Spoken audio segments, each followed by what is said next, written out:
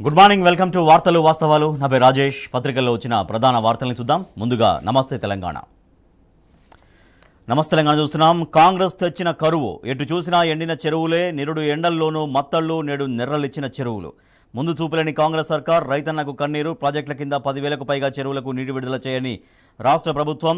నీళ్లు లేక కృష్ణాలో నీళ్లు ఉన్న గోదావరి బేసిన్లో చెరువులు నింపని సర్కార్. 43,870 చెరువుల్లో అడుగంటిన జలాలు. నీళ్లు లేక నెర్రలిచ్చిన వేల ఎకరాలు. ప్రశ్నార్థకంగా మారిన యాసంగి సాగు. పంటను పశువులకు వదిలేస్తున్న రైతులు అంటూ ఈ వార్త చూస్తున్నాం.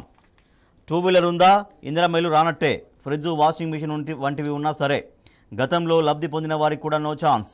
గృహలక్ష్మి పథకానికి కాంగ్రెస్ సర్కారు కొర్రీలు. 360 డిగ్రీల కోణంలో దరఖాస్తుల పరిశీలన. లబ్ధిదారుల ఎంపికకు పెరుగుతున్న షరతులు. పథకానికి సర్కారు ఇచ్చింది 7,740 కోట్లు.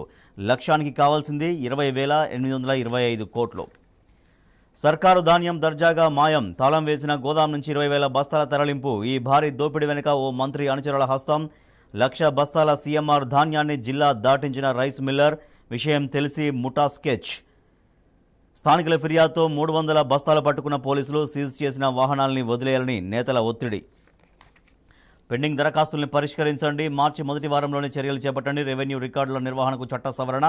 ధరణి పోర్టల్ ఏజెన్సీపై విచారణ అంటూ సీఎం రేవంత్ స్పష్టం చేశారు.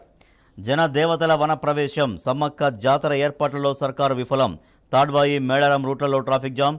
బస్సులు అందుబాటులో లేక భక్తుల తిప్పలు. ఆర్టీసీ అధికారులపై దాడికి ప్రయత్నం. బీసీ ఉద్యమానికి అండగా ఉంటాం. ఆల్ ఇండియా ఓబీసీ జేఏసీకి మాజీ మంత్రి హరీష్ రావు భరోసా. అలాగే నేడు పాలమూరు జిల్లాలో కేటీఆర్ పర్యటన. 2 అసెంబ్లీ నియోజకవర్గాల కార్యకర్తలతో విస్తృత స్థాయి సమావేశం. కోడు సాగుతో గ్యారంటీలకు ఎగనామం. మాజీ ఎంపీ వినోద్ కుమార్. షరతులతో ప్రజల్ని వంచకండి. మేనిఫెస్టోలో పెట్టిన హామీలన్నీ అమలు చేయండి. 200 యూనిట్ల ఉచిత విద్యుత్ సిలిండర్ అందరికీ ఇవ్వండి.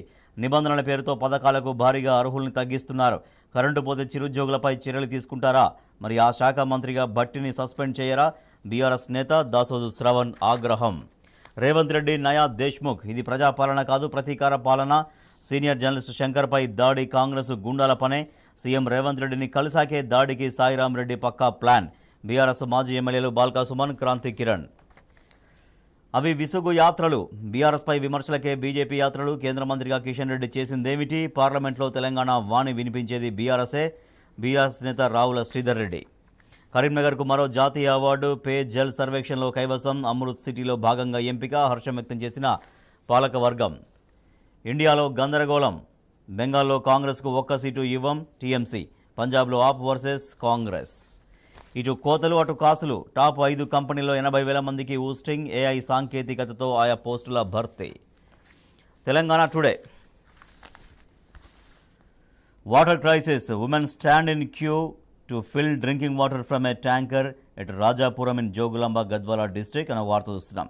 Criminal justice laws from July 1st. Provision related to hit and run cases put on hold.